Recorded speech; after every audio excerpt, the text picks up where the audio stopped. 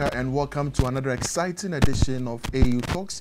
And AAU Talks is brought to you by the Association of African Universities headquarters in Accra, Ghana. Today on the show, we will be discussing academic fraud in higher education. And you can see the smiles on my face because we're talking about academic fraud in higher education, the frightening involvement of academics. And we are privileged to have a lecturer from the University of Professional Studies in Accra, Ghana, and he will be helping us understand the concept of academic fraud in higher education. Don't forget to join us on our social media platforms, Association of African Universities on Facebook and AAU_67 on Twitter. I will go for a short break, and when I return, I will let you know who my guest is. Stay tuned.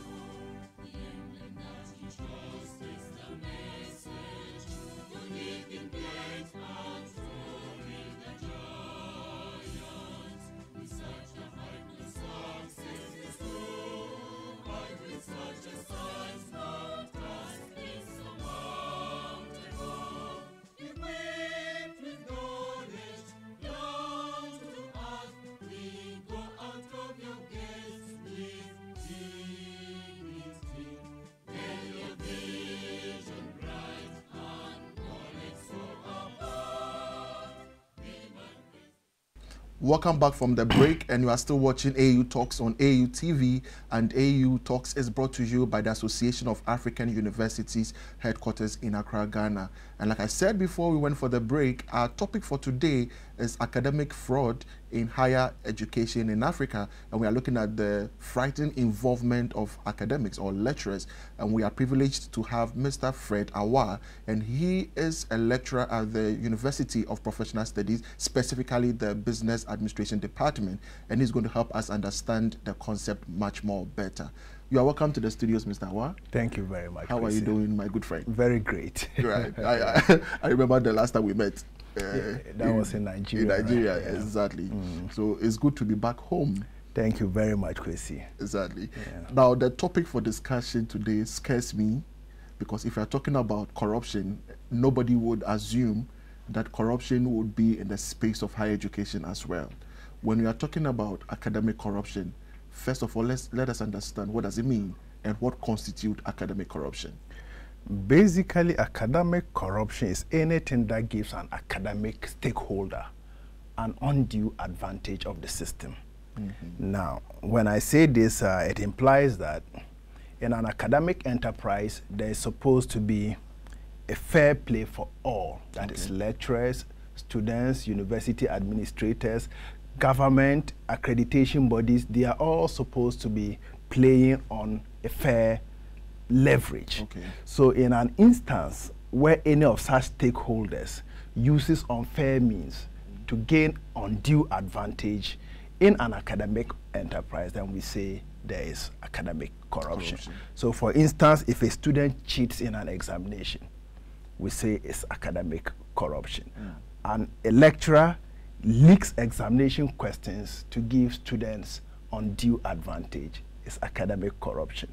A lecturer, in his quest to get promotion, if he publishes in fake journals, it is academic corruption. I see. If an accreditation body unduly accredits a university that does not meet the requirements for accreditation, then we would say there is academic corruption. So it is a wide range of issues. A multi-approach problem. Absolutely. I see. Which actually seem to be eating into the fiber of higher education, especially on the face of the continent. And the earlier we start talking about it, the better. And I'm very happy that today your outfit has decided to look at it from a particular angle, the involvement of lecturers. So the discussion basically skews to lecturers as academic stakeholders and how they are involved in the enterprise of fraud, academic fraud. I know you have been doing some work behind the scenes in this new concept, which is very important to us. But then, do you have any empirical evidence across the member universities in Africa where some of these things are very rampant. Periodically, you hear maybe the accreditation institutions in the various countries coming up to list institutions that are not really accredited. But hardly do you hear of the others. Well, indeed, there are ample evidences on the face of the continent on the issue of lecturer or faculty-based academic corruption. Okay. A number of them. We can talk, for example, one of the issues regarding lecturers' involvement in this academic corruption is the issue of sex for grades. Just a couple of weeks ago, we heard about the Botswana Accountancy College, Yes, where a lecturer was cited for having been removed or dismissed from the university because he was involved in some sexual arrangement with a student just for the purposes of giving the student marks. Okay.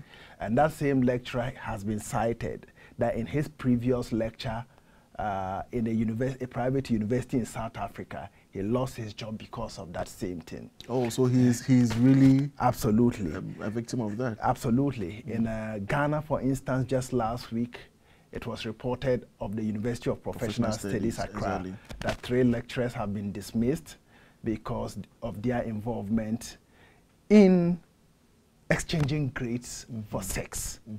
So it tells us that on the face of the continent, this new trend is really frightening, and as such, if we do not sit up as academics and also stakeholders in the academic enterprise, then there are tendencies that the level or richness of our educational system on the continent will be compromised. Okay. And that is just one aspect. Sex for grades is just one aspect. We've also seen instances where lecturers, in their quest to get promoted, publish in journals that are non-acceptable. Okay. In that instance, it tells you that it is compromising academic quality. For if a lecturer is worth his source, it is important that that lecturer publishes in the journals that will give him good credentials. Exactly. But if we have instances that lecturers who are supposed to be the vanguard of academic credentials of universities are beginning to get into dodgy things, then we have to wake up to our responsibilities as academics. Also, there is one aspect of academic corruption that lecturers are involved in that a lot of people do not see as academic corruption. That is absenteeism. Exactly. Because government pays you to lecture for a number of hours in a week, so that if lecturers do not go to class to lecture when they are supposed to lecture, or they get into lecture rooms and then they do half of the time, or they do not cover the entire syllabus within a period, then it also is tantamount to academic corruption by the lecturer. Okay. Because the lecturer is expected to, one, get into the classroom, cover a certain period of time in order to merit whatever he takes as a lecturer. Okay. So if he does anything inconsistent with that, then it falls directly under academic corruption, and that finger should be pointed to the lecturer. Okay. Viewers, you are still watching AAU Talks, and AAU Talks is brought to you by the Association of African Universities. We have Mr. Awaah in the studio, and he's making us understand what constitutes academic corruption. We will go for a short break. We'll be back.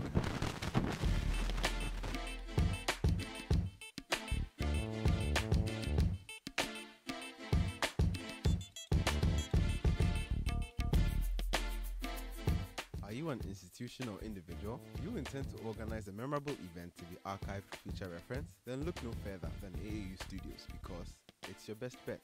With our spacious studio and state-of-the-art media equipment such as 4K Panasonic video cameras, KinoFlow lights, assorted microphones, live streaming machines, and others, you are sure to get the best of production. Visit us at Trinity Avenue, East Lagos.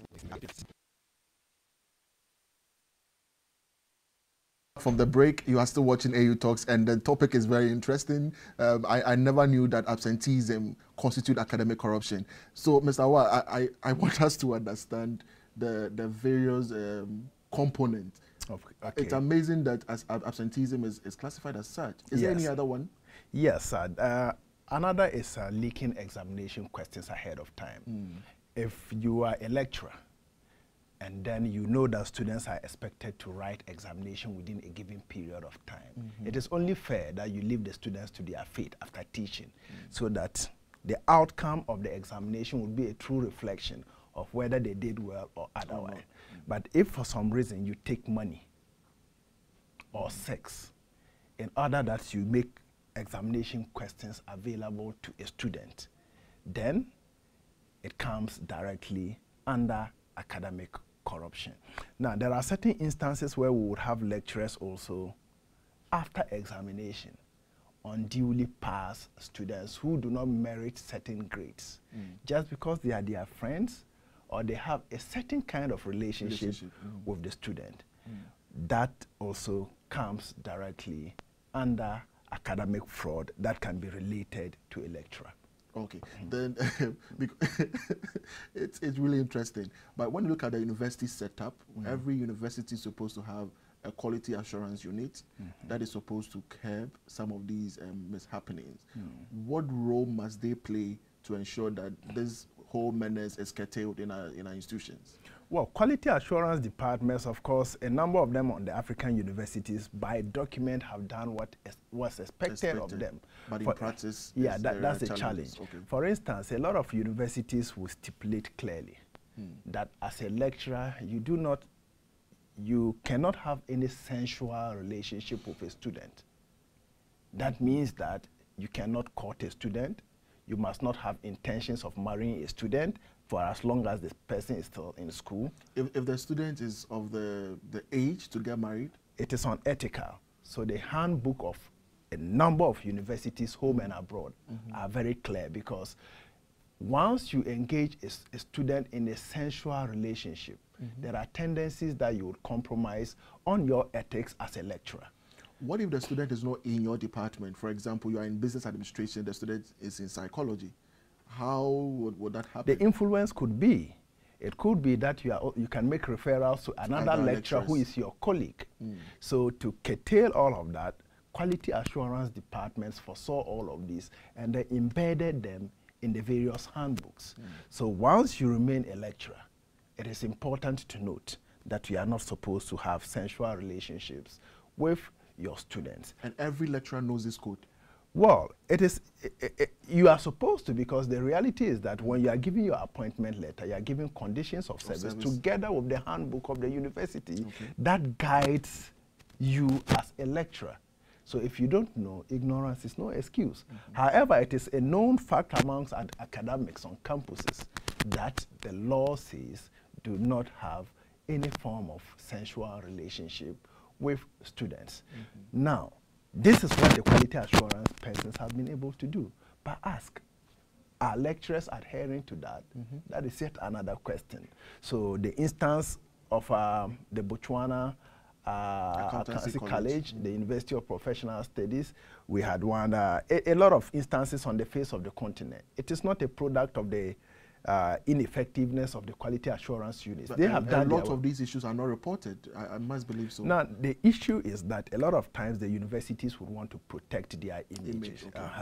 So until a media house gets to hear, or one inquisitive student leaks it, usually they are not reported. So officially, a lot of times you don't hear universities reporting unless you hear it from the grapevine or a media house reports it, the basis on which the university is questioned, then they confirm or deny. But a lot of times, universities, for the purposes of their own images, would not come out. They may dismiss the lecture, all right, or they may put in punitive measures to discourage other lecturers from doing so. But usually, they do not go public with such issues. Okay, so Mr. Fred, how do we substantiate these issues when they come up? For example, it is very difficult, and I always tell people to understand the difficulty in handling the male-female relations, especially in public space. Sometimes it may not be the fault of the lecturer, but maybe the student as well. how well are we able to substantiate these claims when they are brought up to the universities, so that doesn't become like a trend where any student can just get up and report any lecturer for such instances? No, in a lot of times, when investigations are done, before a lecturer actually loses his job from a university on the basis of these claims, the university doesn't do it just because a report has been made. Yeah. Usually a committee of inquiry would be set up, investigations would be made, both from the angle of the lecturer and also of the student. So in that instance, if it is established that the lecturer is guilty, then actions are taken. If it is established otherwise, then usually punitive measures would be taken, perhaps against the student who wrongly alleged that a lecturer had engaged him or her sensually. Yes, but it is not based on rumor. No university will work based on rumors. Okay. Usually there will be a committee set to investigate. And if it is found that the accusations are true reflections of that which has been reported, then the student, the lecturer or lecturers involved get punished. Okay. Mr. Do we have a lot of research being done in this field on the continent? Because maybe I may be wrong, but I see it to be a new field developing. Academic corruption itself is a field that has been ignored over a long period of time, because in a number of instances, people do see it as being normal. They are copying, absolutely. But in recent times, academics on the face of the continent are making a lot of inputs into this area. You can talk about the likes of Professor Peter Akinsola Okebukola. You can talk about Professor Juma Shabani. A number of young academics, including my very self, because this now seems to be my career path and trend of research. So works are getting into it. And then literature is not missing. There's literature from Europe and Africa. The challenge, however,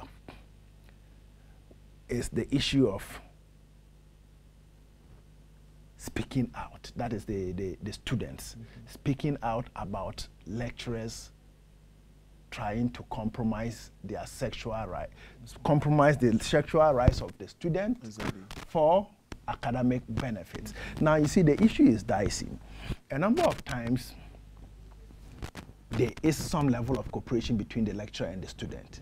In that instance, there is consent by the student. Those are academic corruption related to the lecturer that has been initiated by the students. Do you understand? And is that one acceptable? It's not acceptable. It is not. It's not acceptable. Okay? It's not acceptable. I am trying to tease out a problem. Okay? In that instances, it looks like everything goes cool. And it is the students' express consent that brought about that corruption. It is not right, but that is a different issue. There is yet another issue where the lecturer is the one who initiates it. He tells you, you give me sex, or I give you an F. The challenge African universities are facing now is the student coming out to report the lecturer. A lot of students are shy to talk about sex. Number two, they are afraid that when they report the issue, because the lecturer is superior, they will be victimized. Number three, there are no avenues in a number of universities where such issues can be what? Reported. Number four, the image of the student in question.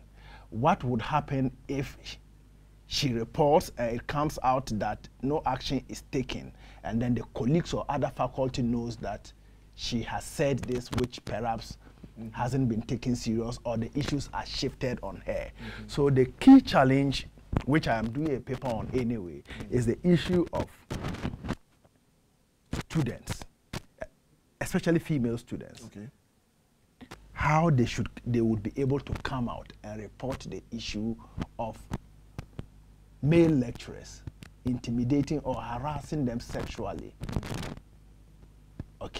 That is the challenge that a lot of African universities are facing now. And that is one area that a lot of research has to go into. Because if female students are able to easily open up and say, that lecturer said I must sleep with him, else I'll get an F. and university authorities take action along those lines, I want to believe that this would be curtailed a bit. But why are you focusing on only the females? Is it that we don't have male students who female lecturers would also kind of give them those gestures, or will give them such troubles as well? No, they do. There are a lot of, there are a number of such instances, but they are on the minimal. Okay. Yeah. A lot of instances where you hear an issue of quid pro quo. That is the conceptual term for this kind of relation. It's Latin meaning something for something, compromising on your sexual rights for an academic benefit. A lot of times when we hear of that, it is male lecturers harassing the female. It is rare to find the opposite. In my readings yesterday, there was, I think, I don't remember the facts, a female lecturer in the United States of America who continually slept with a student, a younger student. The lecturer is 27, I think. She's American but of Nigerian origin. Okay. And then the student is about 17 years. But this doesn't have to do with higher education. It has to do with college or high school. Yeah, in the United States of America. So there are a few of those reported instances, but majorly, when you hear of issues of quid pro quo, it is male academics wanting to take advantage of female students for the purposes of just fun or giving them grades. Okay. Mr. Awaah, do you think the students, you know, we always say that students are the only consumers or customers. When they are cheated, they are happy. You go for a lecture and your lecturer doesn't come, it's a holiday for us because we want to do other things. Yes. If something bad happens to us, we tend to ignore. Is it because we don't know the right procedures? We don't know our rights as students? We don't know the do's and the don'ts of our lecturers? I'm hearing some of this for the very first time. That if a lecturer doesn't come for lecture, I know it's wrong, but it's constituting academic corruption. Do you think the students in our universities know their right and the right procedures and channels to follow when they have such issues? Well, I think that a lot of times these things are cultural issues, okay? So it takes trumpeting like AAU is doing today, continually engaging stakeholders who are knowledgeable in that area. And as long as many people get to know and get to hear, then it becomes the new norm that when lecturers do not come to school, students must query, they must ask why, or they should report to the right authorities. Why are lecturers not in class? Why does this particular lecturer usually not, why does he not complete his syllabus for the semester? Why is he absent? Why does he use just a portion of his time? Okay, so it is, I think it's a cultural thing, especially in this part of the world, I mean our continent.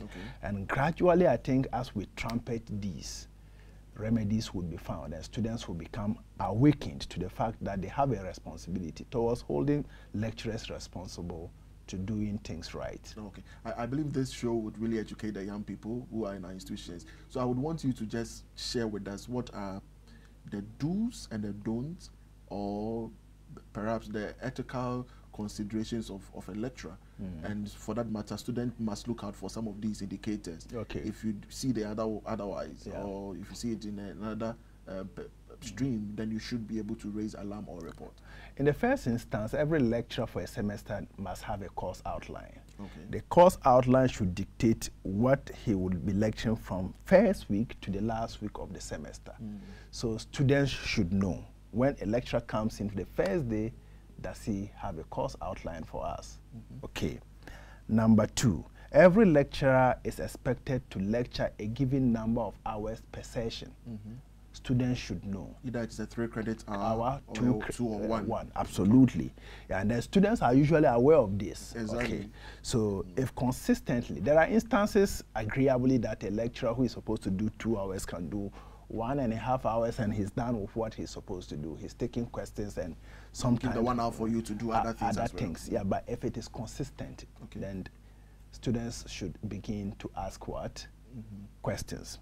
Now, if a lecturer is continually absent from class, it is imperative that students raise red flags. For how many times? Is it Maybe two? once, even the first time if it's out of class, you should call either the lecturer or the head of department. It is understandable that sometimes academics would officially will take some time off work because they are doing some other work in a different university. Okay. In that case, students should know, the lecturer should tell the students, one, and then the lecturer should have gotten permission from the university. In the absence of that, students should raise red flags. Raising red flags doesn't mean demonstration. It means that you go to the right authority or the head of department to inform that your lecturer has been out of class for a period of time.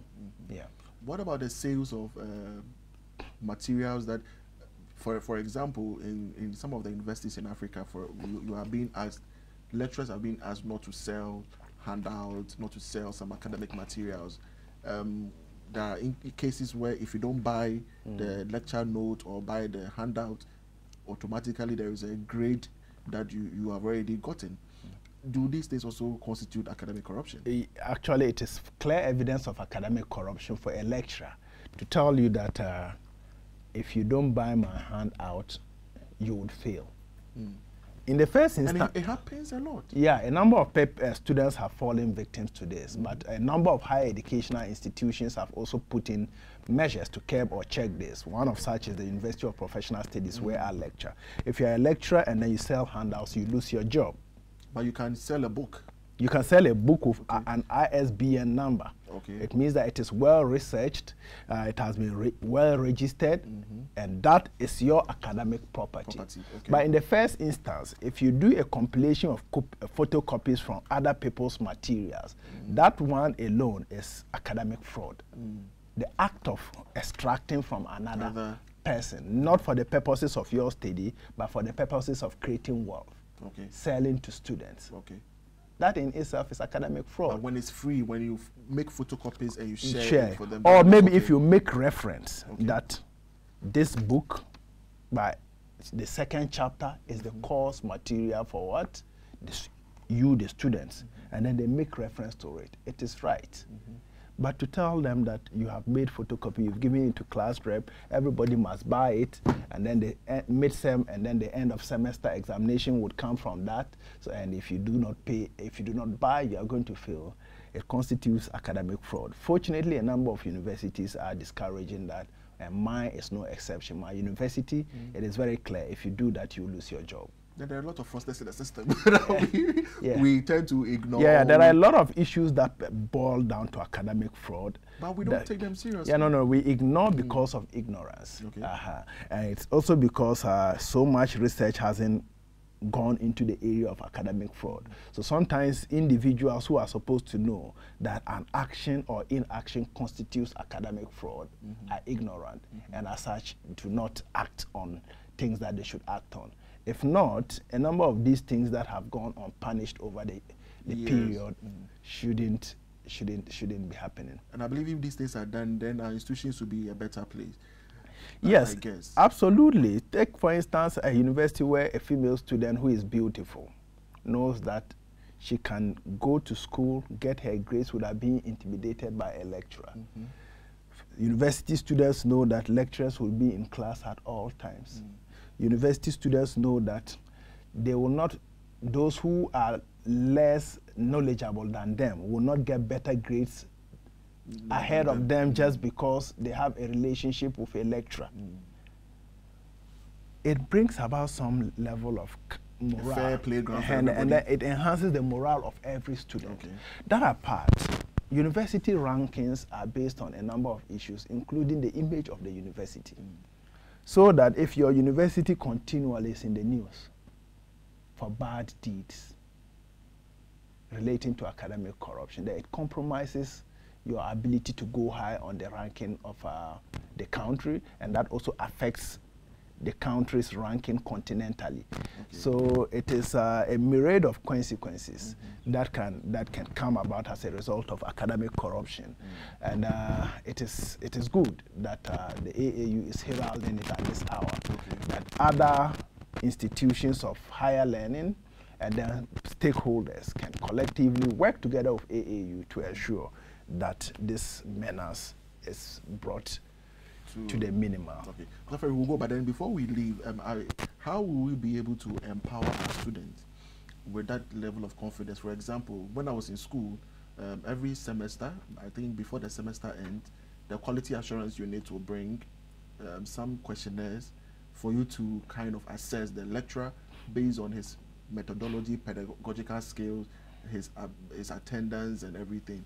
And most often than not, you are kind of, I don't know whether I can say you are afraid or scared to give negative feedback, even if you know the lecturer doesn't teach better, even if you know the lecturer doesn't come for lessons and everything.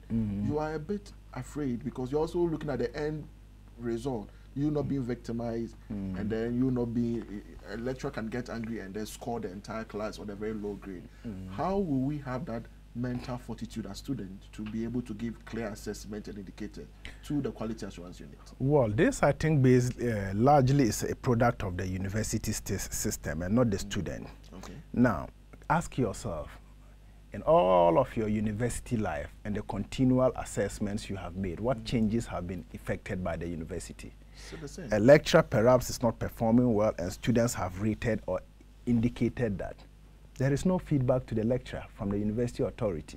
And things go on, and it looks like it is just fulfilling a certain requirement by the accreditation board. Exactly. So students do not see the effect of the appraisal or assessment that they do on their lecturers. As long as it continues, students see it as a normal fail and take exercise. But if students say, Mr. Fred Awaah doesn't understand his area very well, his presentation skills are poor, these are feedbacks to the university. So university has a responsibility to what? To groom or train me. Further training. Further training, all right? And if consistently they observe a year or two or a semester or two, I am not improving even based on the training, then they can take some other measures. But if every time students assess, yet even the lecturer who is being assessed doesn't get a feedback of how he's faring from the university, then you wouldn't want to blame the students. It is a challenge of the university. Absolutely, because sometimes you find it very frustrating that some lecturers consistently, your seniors may have told you about his teaching style and everything, but he's still there. Absolutely. Can lecturers be sacked based on academic non-performance or some of these things? Absolutely. A lot of universities have criteria under which a lecturer would be retained. So that if your performance does not meet the given criteria, you are supposed to go out. But I think in a number of instances, universities do not apply the sanctions. Exactly. So then they become the senior lecturers, then gradually to a professor level, and become VCs, and the system is still the same. Absolutely. Okay. But Mr. Awaah, do you think the naming and shaming is the best approach to go? Don't you think sometimes these lecturers also need some psychological support or help in some instances, because they may be victims sometimes in the process? Let me say clearly that in a number of instances, or almost all of the instances I have come across, the university doesn't name and shame. It is media houses that find the information, that put it in the public domain. Universities would interrogate you through a committee. When they find you guilty, they will dispense you of your duties, and they will not make it public. Because the basis of the relationship between you and the university is work. So if for some reason you are not working together any longer, it is not another man's business. It is for them to goodbye you and then ensure that the system is checked such that other lecturers do not go safe.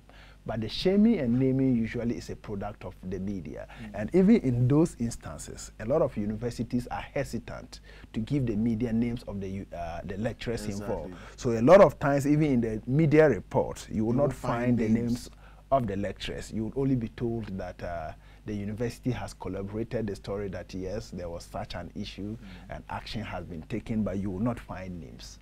Because I recently saw one in the Nigerian universities where the professors, in his case, names were listed. In the case of, one of the recent ones, it was a video footage, in which instance people know the face of the professor.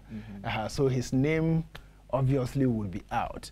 Yeah, but in some instances, like I haven't come across that reading, like you're saying, where the names have been clearly stipulated. But I think sometimes to serve as deterrent to other lecturers, it is important, especially in countries where the crime is very entrenched. Okay, the only way would be to name and shame, because if you don't do that, others will continue with the practice. So naming and shaming, in my opinion, is it's extreme, but it's necessary in some instances. Okay. All right. But do you often hear of the journals, the editors coming up to maybe listing lecturers for cases like plagiarism in their academic papers and what have you? A number of instances they give examples of countries and name universities where it was cited that 2 lecturers lost their jobs because of a lot of times they leave the names out. In an instant publication by Damtew, he was looking at the issues of Damtew Tafere is a professor of higher education in South Africa. University of KwaZulu-Natal. Okay. Now, in his publication regarding academic corruption, he delved into the issue of Tanzania, okay, where persons that got into the university system through fishy ways were taken out, but some were left for political reasons because they were appointed by what? The government. Exactly. So it is now for you, the researcher, to delve in deeper, to know who are those and what are their names.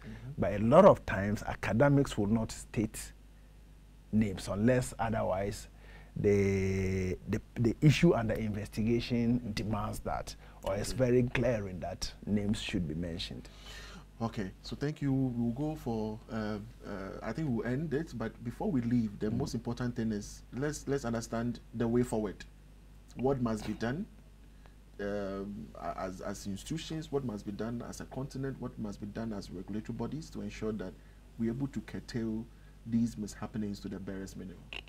Number one, it is important that every institution has a handbook that clearly stipulates the relationship between students and academics should be basically on the basis of academia. It shouldn't be sensual. That means a policy has been set. Okay. Which that is already in existence. Yeah, in many African universities. Number two, African academics must understand that students have been brought by parents for the purposes of studies.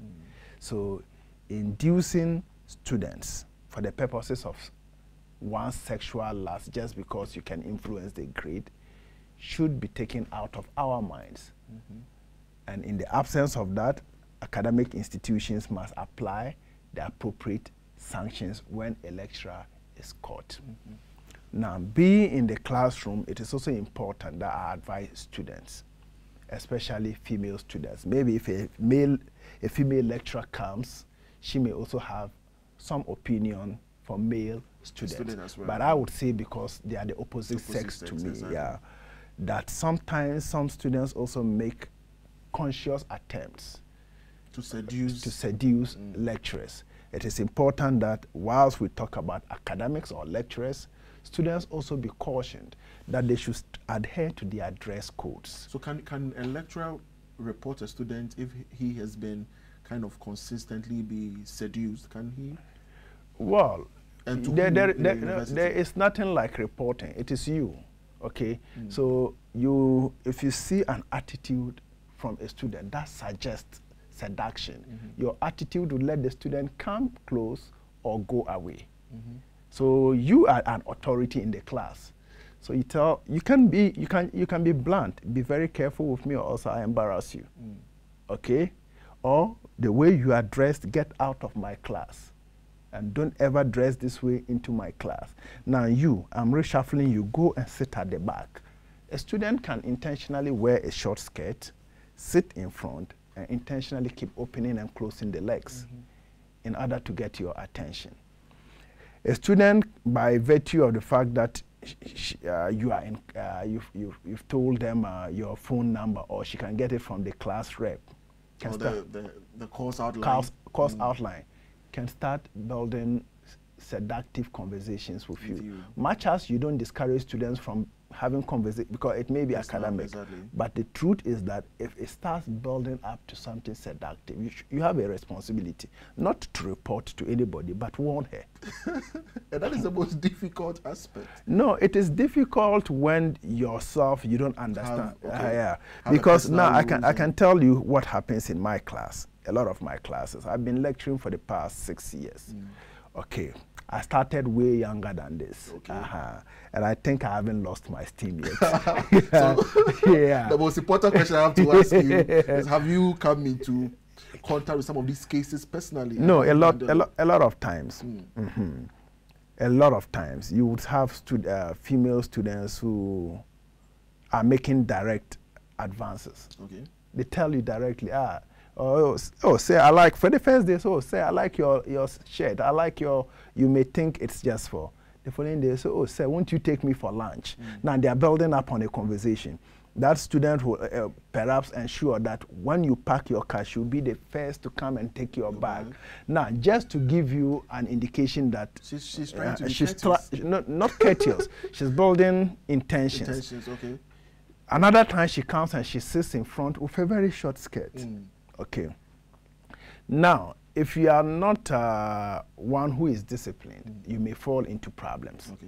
So a lot of things that I do to take me out of this are more proactive than reactive. So I get into the class that said there are ground rules. I start from the very mild ones. Number one, all phones should be on silence when you are in class. You know that one doesn't raise any eyebrow, okay?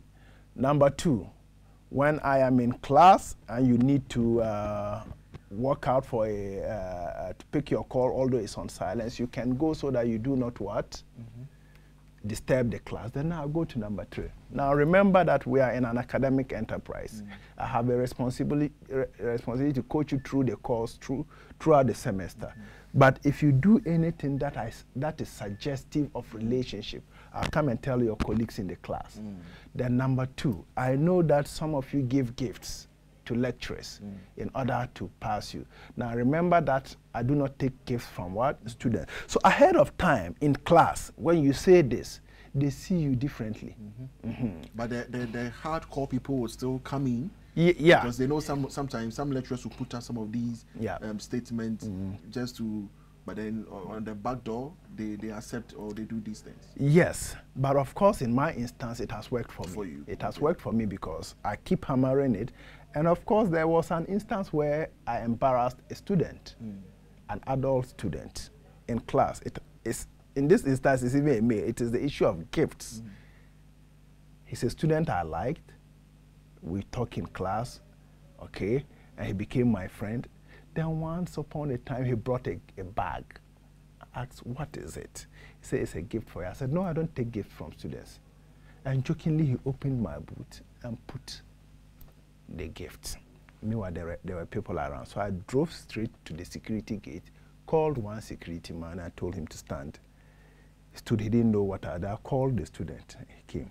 I told him to open the boot when I told the security to pick. I told him, see this man, he gave me this gift. I don't like it, so you can take it away. Then I told the gentleman, you've seen what you've done. I'm not comfortable with it. That's why I gave it. Then the following day in the class, I made a very pronounced statement while he was seated. I said, for those of you who come to me with gifts, I would always deny it and be mild. But the next time you do that, I'll mention your names in class. But Mr. Awaah, yes, I understand. But sometimes it's just a genuine act of kindness. No. Perhaps maybe you may be mentoring him indirectly, and then he's seen that, I want. Let me give you a typical example. A lecturer supervises your thesis work or whatever, and then you decide, for the pain and the trouble you've put the person in, whatever. Some just out of kindness, I bought a shirt, passed it for you. Should that raise an issue? Yeah. Now, you see, we take a lot of things for granted. Yeah. Those in law are called secret profits. if you were not the supervisor of the student, would he have brought you a shirt? No way. So you ask yourself, why has he brought the shirt? It's because of your employment relationship. Ideally, in law, what is supposed to happen is that you report that to your employer. So if you are a lecturer at the University of Ghana, you supervised me, I am done and I bring you a shirt. You send the gift. That out of my job, a shirt was given to me. Then the university decides what to do with the shirt. Thank you so much, Mr. Awaah. I think we would end the discussion here. A good conversation never ends. I believe there's going to be another session where we'll look at some of the details of these discussions and bring finality to it. But I think it's about time we put measures together to curb some of these things, because I believe it's giving us a negative impression on the globe. Absolutely. University rankings, as of last year at the Conference of International Association of University at the University of Ghana, the first 100 universities in the world, no African country was amongst the rating, and that is disturbing. Okay, so we'll look at this in the subsequent discussion, how the academic fraud is really degrading the image of the universities at the global level.